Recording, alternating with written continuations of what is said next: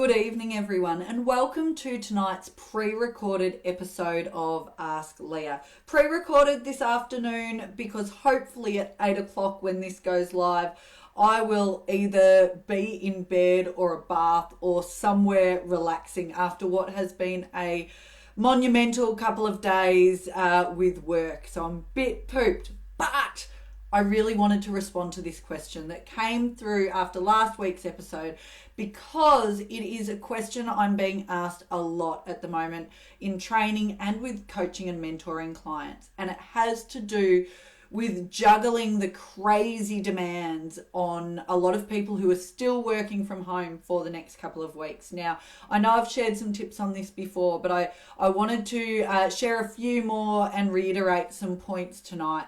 So this person messaged me and they said they just feel like it's chaos sometimes working from home because the demands on them are so great. There's phone calls, emails coming in, they're getting pulled left, right and centre. People are giving them tasks, to do with short deadlines. There's competing priorities and you're not even getting the time to do the priorities because you're getting these interruptions all the time with so many phone calls and emails. Believe me, I get this. I very much understand and appreciate this situation. So I want to share some of the tips that I use myself. First off, I want to reiterate something I said a few weeks ago, which is making the last thing you do for the day, working out your top 3 priorities for the next day.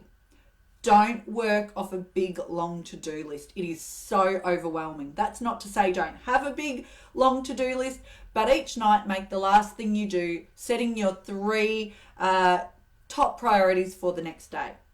Then the next day when you come in, if you can, when you start work with your inbox closed for the first half an hour if you can. You will be amazed at what you get done in that period of time. Some other tips to help. Use your out of office with your email. I've spent the morning facilitating some strategic planning workshops with a team based right across Gippsland. I'm here, I'm in my office. However, I set my out of office today. It's still on now actually. I will turn it off once I finish recording this. I set my out of office saying, hey, I'm facilitating a session today, so I'll respond to your email tomorrow. And what I'm doing is I'm setting expectations. I don't just use out of office when I'm out of the office. It may be that you're doing a couple of hours of focused work. You might be able to put that in and out of office. It may be that you are in back-to-back meetings all day, okay, and you know that.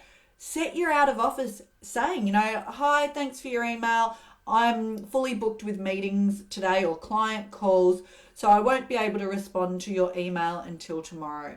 Again, if people have a clear expectation on when they can expect a response, they're more likely to back off. If they think you're there, they will keep pounding out those emails, okay? So set those expectations. Now, if you don't want to set your out of office, you can still set expectations by making sure you've got a great use of your signature. So under your name, phone number, and all of that jazz, you might have a line. I know I certainly have one on my email signature that says something along the lines of, I work flexibly around my family, and while it might suit me to respond to you via email now, I don't expect you to respond until your working hours. Okay, I work with people in different time zones all over the world. Now, being able to schedule emails has helped that a bit. But you might put in your signature that you check emails at certain times of the day. It might be 3 times a day. Maybe you're not in the kind of job where you can do that. I get that. But if you can, maybe you do say, I check my emails at 9 a.m, 12 p.m. and 4 p.m. If you need me in between those times urgently, please text my mobile. And this is about you working out what's the best way for you. So this isn't a prescription. This isn't saying it will work for you, but it's just some ideas. In terms of the number of phone calls coming in, and this person said to me, I don't have my usual system where there's someone screening my calls, so everyone's coming through direct to me. Great, don't answer them. By that, of course, I don't mean don't listen to them, but let the calls go to your message bank and screen it that way. Okay.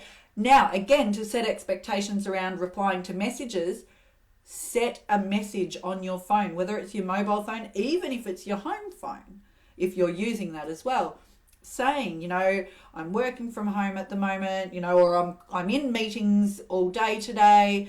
I'll respond to your message as quickly as possible. If it's urgent, please send me a text. That again is something that I often do when I'm delivering workshop or training or workshops through the day. Just again, clear expectations. Okay, so that's some really practical things you can do. How do we push back and create some boundaries? You might want in that signature to have what your working hours are so that it's clear, not just to clients, but to colleagues as well, when those working hours are. You might also, though, need to have a conversation with your manager around priorities. Now, if you do this, you've got to be smart about it. It's not going in and saying, I've got too much work. What you might do is try prioritizing the list yourself and then have a conversation with them around, so I do have a lot on my plate at the moment. I've had a look and I think my focus should be on these things. Is that what you would agree on? And if they say, yes, they are the things that I think are your priorities. Okay, so are you happy with me focusing on them? And that will mean those other tasks need to wait until next week. And make sure that there's some negotiation and conversation here, because you are human. You can't do it all. And I know a lot of people are feeling the pressure to do it all at the moment. Another thing that I shared a couple of weeks ago was the importance of assertively suggesting when you could get it done. Instead of saying, when do you need it by, and letting the other person say, oh, it's urgent, because everything's always urgent. You might say, you get a request, yep, I can do that for you by Monday because I've got some other priorities. Does that work for you? You will be amazed when you set the expectation or suggest a time frame, how often a lot of the urgent stuff isn't super urgent. So have a conversation. Do that with meetings too. I know for a lot of people, they are just getting sucked into meeting after meeting after meeting. Push back a bit there. Just ask the question, is this, am I needed for this? Do I need to contribute to this meeting? I am working on this priority today. If I come to that meeting, it will mean I can't get that done until later. Is that what you'd like me to do? Or is this a meeting that I could catch up on the key points of afterwards, because I'm going to focus on delivering that work?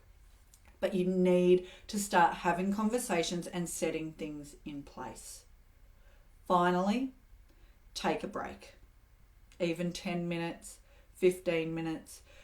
You'll be so much more productive if, in the craziness of feeling overwhelmed, you get up and walk away from your computer. It's hard to do, but it's so important. So there you go. A handful of tips there, maybe more than a handful. See what works for you. But watch this video, grab a piece of paper, dot point some things to try. Because unless you take action and try some of these techniques out, nothing changes if nothing changes. Good luck. Hopefully a few weeks to go and then you will be back in the office. If you have a communication or soft skill question you would like answered, send it through and I will do my best to answer it for you. See you next week, folks, 8 o'clock Wednesday.